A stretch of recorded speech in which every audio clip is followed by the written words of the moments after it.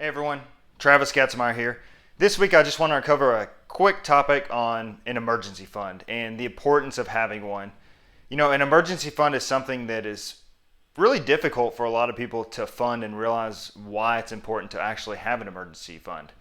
Most people just fund savings and lump all the savings into one basket: emergency fund, travel, holiday funding, everything into one.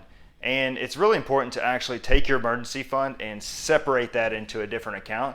That way it's earmarked for emergencies only. Now, what is an emergency fund and why is it important? Well, just think of an emergency fund as self-insurance on yourself and your family for an unforeseen event in the future that you have no idea that's going to happen. And the reason it's important is, one, job loss. That's probably the main reason we stash away funds for an emergency. If you happen to lose your job, and depending on your situation, do you have 3 to 6 months of living expenses that'll keep you afloat until you find another job without actually having to take on additional debt or dig into retirement savings?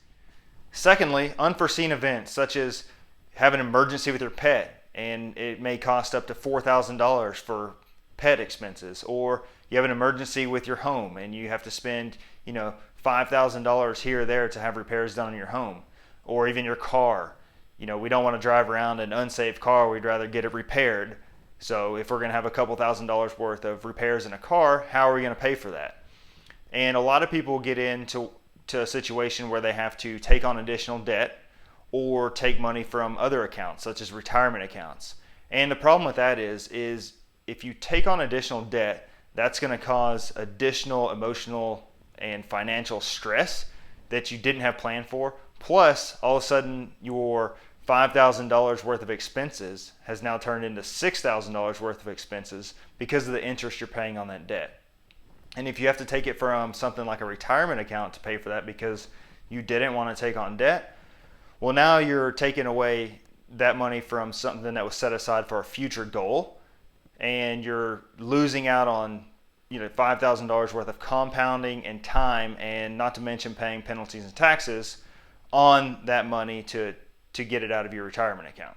So if you don't have an emergency fund already, I encourage you to go out and start saving and determine how much you need to fund an emergency fund, and then set up some automatic payments that will go directly into that fund and begin building that up.